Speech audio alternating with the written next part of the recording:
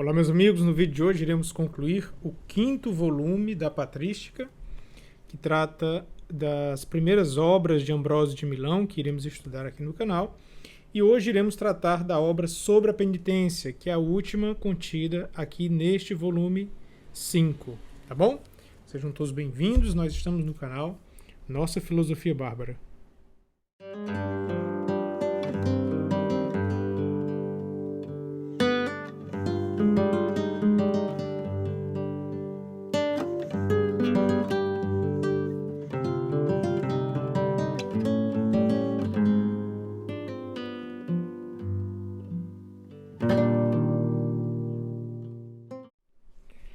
Olá, meus amigos, mais uma vez sejam todos bem-vindos. Como eu havia explicado, hoje iremos concluir o 5º volume da Patrística, tá bom? Iremos falar então sobre a última das obras de Ambrósio de Milão trazida neste volume, que é sobre a penitência. Depois, como eu havia explicado anteriormente, nós iremos passar para o volume 26 da Patrística, que contém uma outra obra de Santo Ambrósio, Hexamerão. Não sei porque a Patrística fez digamos assim, essa ruptura na apresentação das obras dele, mas nós não iremos então seguir linearmente na Patrística até chegarmos ao volume 26 e voltarmos a estudar Santo Ambrósio. Nós iremos realmente já iniciar esse estudo desse 26º volume da Patrística e depois voltamos então para o 6º volume da coleção. Tá bom? Bom, a obra sobre a penitência foi escrita mais ou menos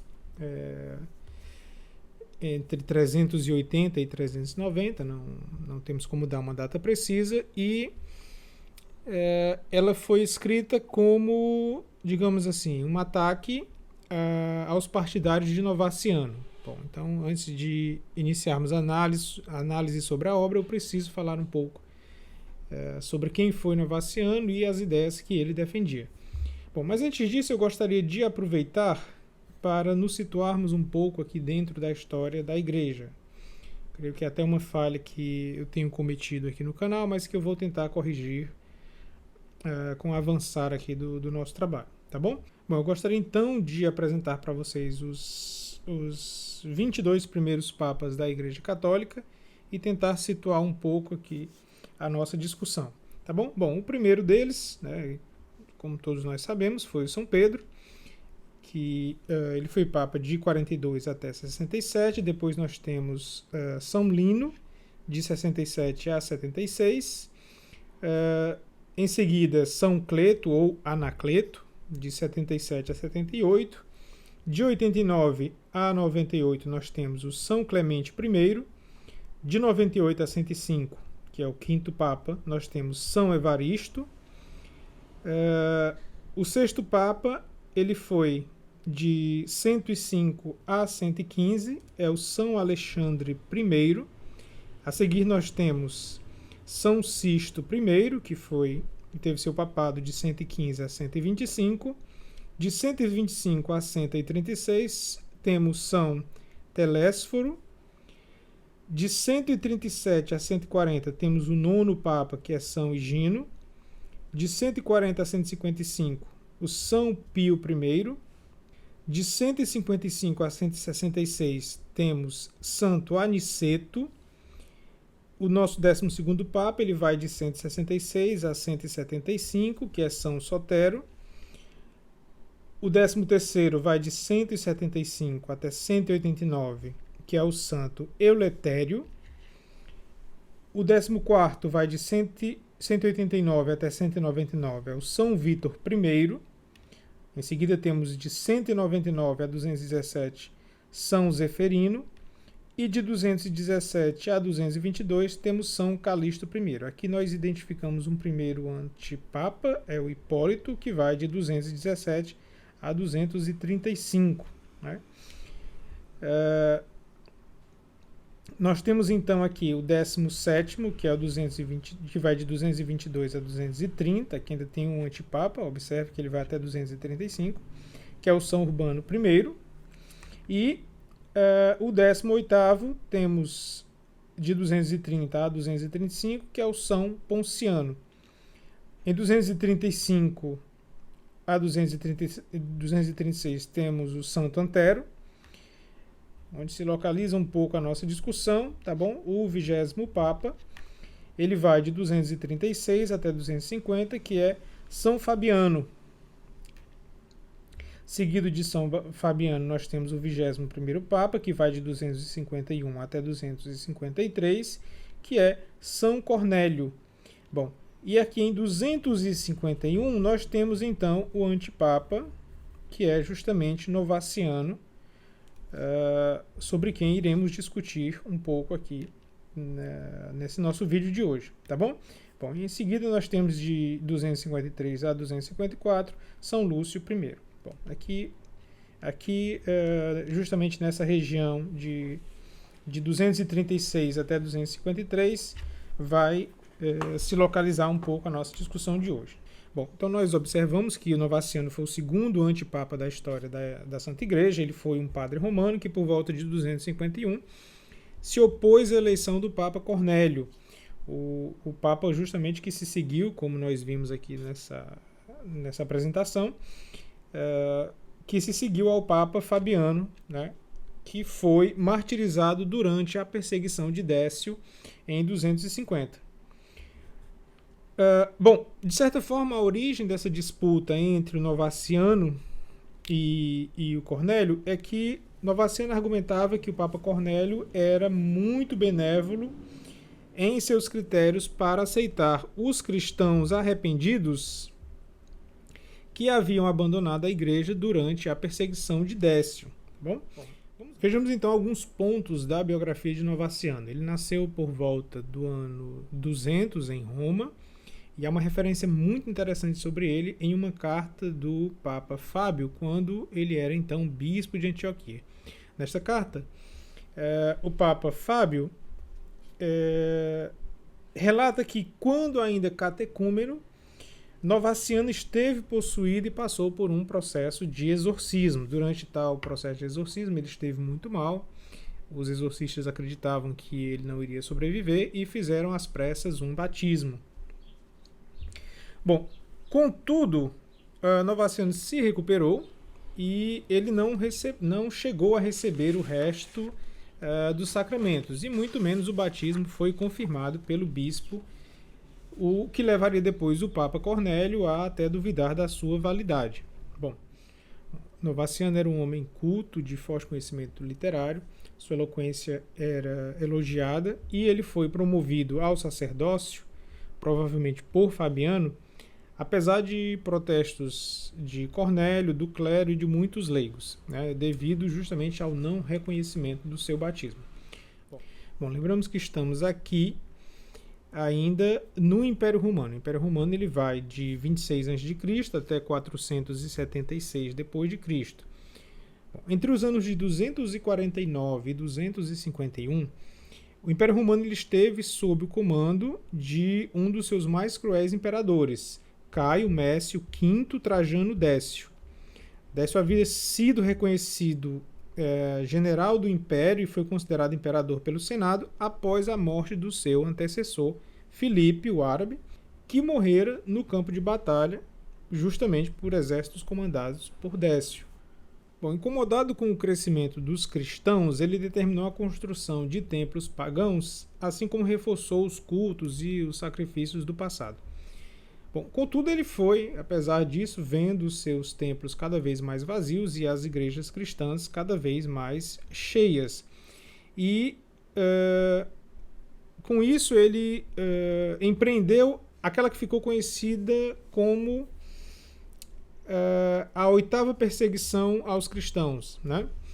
Bom, sua perseguição foi tão violenta que nem o Papa escapou dela. O Papa Fabiano, era o Papa da época, foi então um dos primeiros a sofrer o martírio no dia 20 de janeiro de 250.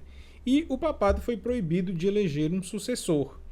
Bom, durante tais perseguições, vários cristãos abandonaram a igreja, né, diante, evidentemente, de tamanha violência. Bom, no ano de 251, morre o imperador Décio em campo de batalha, sendo então o primeiro imperador romano a ser morto por um exército bárbaro. E após a sua morte, reduziram-se as perseguições aos cristãos e muitos daqueles que haviam renegado a fé desejaram voltar para a igreja. Então, esses cristãos são então conhecidos como os Lapsi, né? Novaciano foi então o chefe daqueles que defendiam que tais cristãos que renegaram a fé, os Lapsi, não poderiam se reconciliar com a igreja, apesar do próprio Papa Cornélio afirmar que Novaciano, tanto por covardia e por amor à sua vida, ele se negou a cumprir suas funções como sacerdote durante a perseguição. Bom, conta-se que os diáconos o exortaram a sair da sua cela no qual ele se trancou, mas Novaciano respondeu que não queria mais ser sacerdote por estar até apaixonado por outra filosofia. Bom, de toda forma, baseando-se em certos textos dos evangelhos, Novaciano contestou formalmente o direito da igreja de reconciliar os Lapsi após fazerem penitência. Cornélio foi eleito papa em 251, com consentimento de quase todo o clero, povo e os bispos presentes. No entanto, Novaciano se estabeleceu como papa rival, entrando aí justamente naquela nossa lista, né, como o segundo antipapa. Bom, antes do fim de 251, o Papa Cornélio reuniu um concílio de 60 bispos, talvez todos da Itália e ilhas vizinhas, no qual Novaciano foi excomungado e mesmo outros bispos que não estavam presentes no concílio depois acrescentaram suas assinaturas à ata, né? E essa ata foi então depois enviada a Antioquia e demais igrejas ilustres do período. Bom, as cartas que o citam nesse momento apontam que essa excomunhão não se deu por sua disputa com Cornélio, mas pelo rigor com que ele lidou com essas questões dos Lapsi. Bom, Novaciano achava então que a idolatria era um pecado imperdoável e que a igreja não tinha direito de restaurar a comunhão qualquer pessoa que caiu nela. Aqui nós falamos evidentemente de idolatria, uma vez que ao abandonar a igreja católica, essas pessoas voltavam então para o culto exigido pelo Império Romano, né? Novaciano então defendia que eles poderiam se arrepender e ser admitidos a uma penitência vitalícia, contudo, o perdão deveria ser deixado para Deus, não podendo ser pronunciado neste mundo. Bom, apesar dos esforços contra Novaciano, os novacionistas se constituíram como uma seita e agiram no Império Romano por vários anos, enquanto o antipapa se manteve na sua posição, mesmo depois da excomunhão. Bom, com o avançar das perseguições entre 251 e 253, Novaciano fugiu de Roma e foi provavelmente martirizado por volta de 258.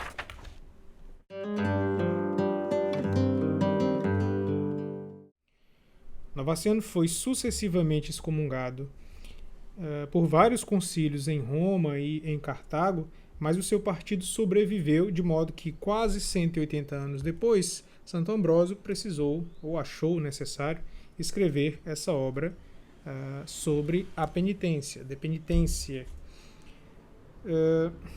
E justamente o objetivo da obra é combater detalhadamente essas doutrinas legadas por Novaciano aos seus discípulos. Bom, após a morte de Novaciano, seus seguidores se espalharam rapidamente e podiam ser encontrados em diversas províncias e mesmo em grandes quantidades em algumas delas. Eles eram chamados de novacionistas, mas chamavam a si próprios de puritanos. E Santo Ambrósio, justamente no início da obra, vai criticar essa forma como eles se chamavam, né? Chamavam-se assim justamente para refletir o desejo que tinham de não se misturar com os que consideravam práticas frouxas da igreja que, na visão deles, eram corruptas. Bom, mas qual eram então as principais ideias defendidas pelos novacionistas? Separei então aqui algumas delas para a gente discutir, né? A primeira delas era justamente essa questão dos Lapsi. Novaciano acreditava que os Lapsi não deveriam ser readmitidos na igreja. Ele acreditava que os Lapsi poderiam se arrepender e serem submetidos a uma penitência vitalícia, mas o perdão deveria ser deixado a Deus. e que os lápis não poderiam ser perdoados nesta terra. Novaciano citou o livro dos Hebreus para apoiar essa ideia. Justamente esse trecho vai ser combatido aqui na obra. Bom, sobre Deus. Novaciano acreditava na Trindade, seus escritos defendiam o Pai como o Criador do mundo para combater os ensinamentos dos gnósticos. Novaciano também defendia a unidade da divindade e da humanidade em Jesus e escreveu sobre uma distinção entre Filho e o Pai para combater algumas seitas cristãs. Bom, contudo, ele acreditava que o papel do Espírito Santo era exclusivamente ser a fonte de bênção durante o batismo. Bom, sobre a igreja, Novaciano acreditava que estar dentro da igreja não é um requisito para a salvação, mas que a igreja é uma congregação de santos e, se os pecadores fossem admitidos na igreja, isso poderia colocar a igreja de Cristo em perigo, né? Bom, além disso, os novacianos não veneravam os mártires e proibiam novos casamentos. Então, cristologicamente, Novaciano provavelmente era ortodoxo. Bom, com relação ao batismo, Agostinho escreve que os novacianos batizavam novamente as pessoas que vinham da Igreja Católica, né? Bom, eles eram claramente considerados cismáticos por não se submeterem à autoridade do Papa de Roma.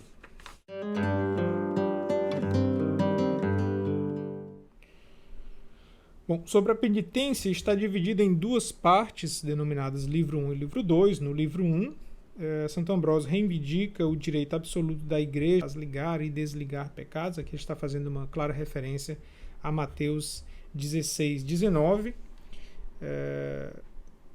sobre o que foi dito a Pedro, né? A ti eu darei as chaves do reino dos céus, e tudo que ligares na terra será ligado nos céus, e tudo que desligares na terra será também desligado nos céus. Além disso, ele refuta os argumentos deduzidos pelos novacianos sobre certos textos das Escrituras. A argumentação de Santo Ambrósio segue mais ou menos a linha que eu gostaria de apresentar aqui para vocês. Bom, ele começa contestando o rigor dos novacianos, que não fazem distinção entre pecados, tanto um pecado grave como um pecado leve afastaria o homem por completo de Deus. Em seguida, ele também contesta a afirmação dos novacianos de que apenas Deus pode perdoar pecados, citando justamente João 20, 22, 23. Recebei o Espírito Santo, e a quem perdoardes os pecados, ser-lhe-ão perdoados, e a quem os retiverdes, ser-lhe-ão retidos. Em seguida, Santo Ambrósio vai nos dizer que é a igreja que tem esse papel de ligar e desligar o pecado, e que isso só pode ser feito pelo sacerdote. Bom, essas duas ideias elas aparecem como que um salto dentro da exposição lógica que ele vai nos fazendo no texto, mas é preciso compreender que a igreja, como templo do Espírito Santo, já era um consenso dentro da doutrina. Nós já havíamos encontrado essa ideia anteriormente, quando estudamos a obra Contra as Heresias de Santo Irineu. Estudamos até extensivamente aqui no canal. Então gostaria de ler para vocês um trecho que se encontra na página 359 e vai até a 360, que é o finalzinho, na verdade a própria conclusão do terceiro livro. Estamos aqui então no parágrafo 24, e que traz como título O Depósito da Fé. Apresentando todos os que introduzem doutrinas ímpias sobre Deus que nos criou e modelou, que criou este mundo, sobre o qual não existe outro Deus, e refutando com seus próprios argumentos os que ensinam o falso sobre a natureza do nosso Senhor e a economia que atuou em prol do homem, sua criatura, demonstramos, ao mesmo tempo, a constante identidade da pregação da Igreja em todo o mundo, da doutrina a qual dão testemunho os profetas, os apóstolos e todos os discípulos. Foi isso que mostramos, englobando o princípio, o meio e o fim, isto é, a totalidade da economia de Deus e da sua ação infalivelmente ordenada à salvação do homem e a estabelecer a nossa fé. E nós guardamos fielmente, com cuidado, pela ação do Espírito de Deus, esta fé que recebemos da Igreja, como depósito de grande valor em vaso precioso, que se renova e renova o próprio vaso que a contém. Este dom de Deus foi confiado à Igreja como sopro de vida inspirado na obra modelada, para que sejam vivificados todos os membros que o recebem. É nela também que foi depositada a comunhão com o Cristo, isto é, o Espírito Santo, penhor da incorrupção, confirmação da nossa fé e escada para subir a Deus. Com efeito, Deus estabeleceu apóstolos, profetas e doutores na Igreja, e todas as outras obras do Espírito, das quais não participam todos os que não acorrem à Igreja, privando-se a si mesmos da vida, por causa de suas falsas doutrinas e péssima conduta. Onde está a Igreja, aí está o Espírito de Deus. E onde está o Espírito de Deus, ali está a Igreja e toda a graça. Bom, Santo Agostinho irá voltar a esse tema e nós, evidentemente, aqui na evolução do nosso estudo, iremos reencontrá-lo quando estudarmos as obras do santo, né? Bom, então, assim, a Igreja ela reivindica esse poder de ligar e desligar pecados por dizer que somente ela tem os verdadeiros sacerdotes, que não é possível encontrar, então, um verdadeiro sacerdote em qualquer seita herética, uma vez que eles estão justamente desligados da Igreja. Bom, e aí o Santo Ambrósio, ele continua atacando os novacianos. Ele nos apresenta, por exemplo, uma contradição, citando João 20, 22, 23, onde temos, novamente, receber o Espírito Santo, e a quem perdoardes os pecados, ser-lhe-ão perdoados, e a quem os retiverdes, ser-lhe-ão retidos. Então, portanto, quem não tem o direito de desligar o pecado, tese defendida pelos novacianos, não tem o Espírito Santo, né? Sem falar que ainda há a contradição dos seguidores de Novaciano com relação ao fato de que eles perdoavam os pecados leves, mas não os graves, né? Bom, em seguida ele também vai combater a ideia, citando aqui várias partes das Escrituras, de que o pecado não poderia ser perdoado por toda a vida. Então ele segue fazendo uma defesa dos lápis, demonstrando uma profunda compreensão do perdão cristão, da compreensão da fraqueza humana, né, que todo esse rigor do novaciano passa por cima, né? E justamente defendendo a ideia, se a Igreja não cura, para que ela serve, né? Então a Igreja ela serve justamente para curar todos aqueles que desejam ser curados, né? Seguindo então na sua argumentação, o Santo Ambrósio ele vai nos explicar, contrariando novamente os novacianos, que impor uma penitência que não acaba, que era justamente essa ideia deles, de uma penitência que durasse a vida toda, né? Negando-se assim qualquer circunstância de perdão, tiraria-se o próprio incentivo da penitência, e que o sentido de fazer penitência é justamente se esperar a indulgência, né? Bom, então, em resumo, a argumentação de Santo Ambrósio, sempre partindo das Escrituras, é de que Deus está sempre disposto a oferecer ao homem o perdão. Não é, pois, evidente que o Senhor Jesus se indigna conosco quando pecamos para chamar-nos à conversão pelo terror da sua indignação? Portanto, a sua indignação não é a administração de um castigo, mas, sobretudo, uma obra de perdão. E então continua citando Isaías: se te converteres e chorares, então serás salvo. Eu convido o leitor a acompanhar todo o resto da argumentação de Santo Ambrósio, no qual ele utiliza então todo o conhecimento que ele possui das Escrituras para combater todas essas teses dos novacianos. Tá bom? Bom, no livro 2, o livro 2 ele tem como objetivo enfatizar a necessidade da penitência para a expiação e perdão dos pecados. Tá? Bom, mas eu gostaria então de começarmos um pouco por explicar sobre a penitência. Uma breve consulta ao catecismo nos diz o seguinte: tá? O sacramento da penitência é constituído pelo conjunto de 3 atos realizados pelo penitente e pela absolvição do sacerdote. Os atos do penitente são o arrependimento, a confissão ou manifestação dos pecados ao sacerdote e o propósito de cumprir a reparação e as obras de reparação. O arrependimento, também chamado contrição, deve inspirar-se em motivações que brotam da fé, aquele que quer obter a reconciliação com Deus e com a Igreja deve confessar ao sacerdote todos os pecados graves que ainda não tiver confessado e de que se lembre depois de ter examinado cuidadosamente a sua consciência. A confissão das faltas venais, sem ser em si necessária, é, todavia, vivamente recomendada pela Igreja. O confessor propõe ao penitente o cumprimento de certos atos de satisfação ou penitência, com o fim de reparar o mal causado pelo pecado e restabelecer os hábitos próprios de um discípulo de Cristo. Só os sacerdotes que receberam da autoridade da Igreja a faculdade de absolver podem perdoar os pecados em nome de Cristo. Bom, a penitência como conhecemos hoje, ela tomou sua forma definitiva apenas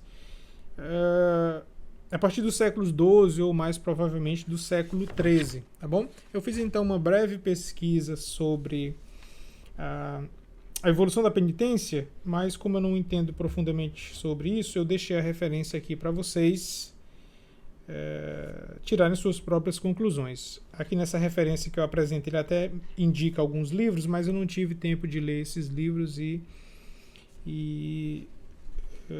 me informar mais a respeito do assunto. Eu vou tentar consegui-los e caso eu ache alguma coisa interessante, depois no vídeo posterior eu trago aqui para vocês, tá bom?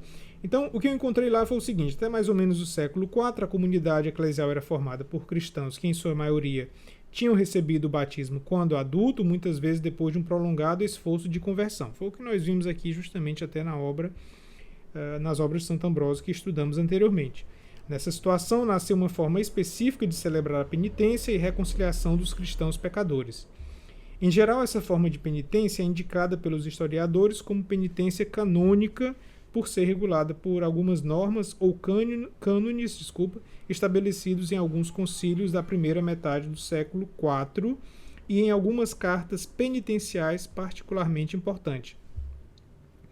Ela também é caracterizada como penitência eclesiástica para enfatizar a sua dimensão eclesial e como penitência antiga para acentuar a sua diversidade em relação à que teve início nos séculos VI e VII e que chegaria à sua forma atual apenas a partir do século XIII.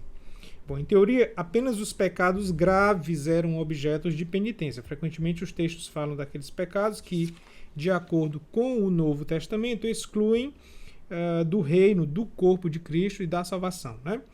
Bom, mas havia naquele tempo uma grande inflexibilidade e incerteza em distinguir os pecados mortais dos leves, tá? De fato, considera-se geralmente hoje que a penitência eclesiástica até o século VI não foi muito além dos casos públicos e notórios de pecados capitais, isto é, sobretudo da apostasia e idolatria, homicídio e adultério.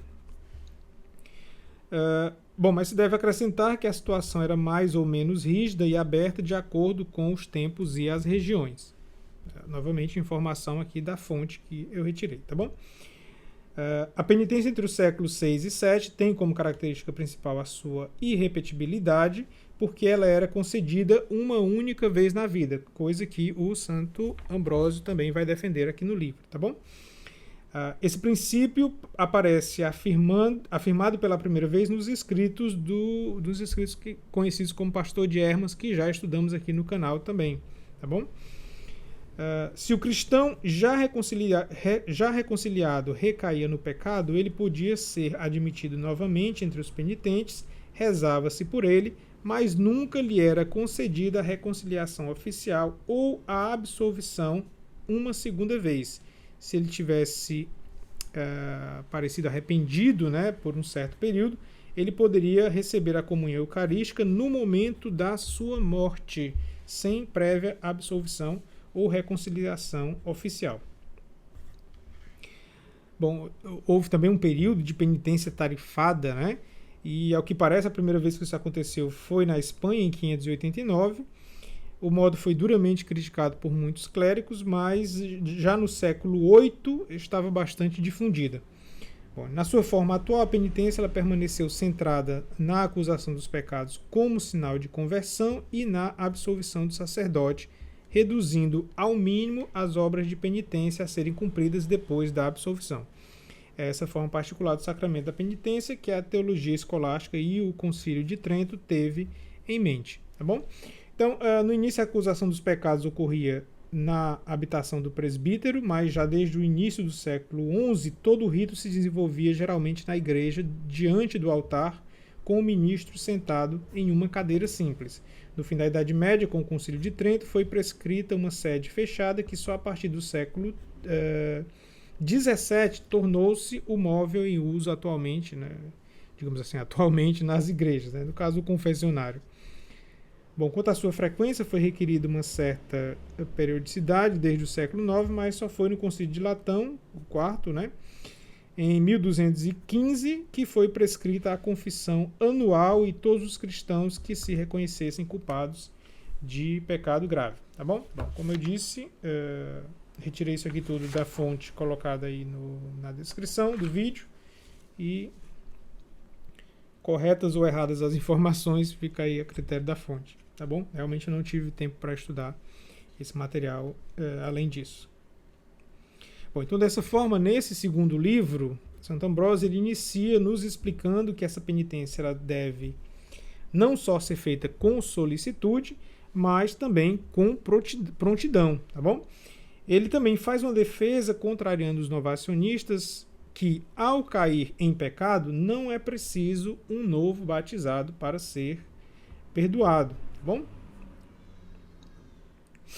Bom, o texto então ele se segue com uma belíssima defesa do perdão, do amor de Deus. Eu penso com efeito que até Judas poderia não ter sido excluído do perdão se tivesse feito penitência não perante os judeus, mas junto a Cristo, de tão grande que é a misericórdia do Senhor. Então, nós temos um texto que é um verdadeiro elogio a Cristo e ao perdão, demonstrando toda a clareza que Ambrósio possuía do cristianismo e das palavras de Cristo. Ele nos ensina que não devemos sequer recriminar o irmão quando esse irmão cai em pecado, e sim lamentar com ele. Atitude que tanto os novacianos quanto muitos hoje cometem, né? Cada vez que se apresentar o pecado de alguém que caiu, que eu sofra com ele, que não recrimine com soberba, mas que lamente e chore. Porque quem se alegra com a queda do outro, alegra-se com a vitória do diabo.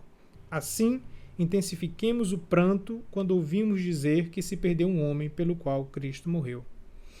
Olhemos para nossos pecados antes de olhar para o do próximo. Peçamos perdão primeiramente por nossos pecados. Antes de pedir uma graça, paguemos antes o que devemos a Deus. Quem deve a Deus tem mais recursos para pagar do que quem deve ao homem. O homem reclama dinheiro por dinheiro, o que nem sempre o devedor tem à sua disposição. Deus exige a disposição de espírito que está em teu poder. Quem deve a Deus não é pobre, a não ser que a si mesmo se faça pobre. Ainda que não tenha o que vender, tem com que pagar. A oração, as lágrimas, os jejuns são os bens do bom devedor. São muito mais valiosos do que os de alguém que, sem fé, leva o dinheiro do valor de suas terras.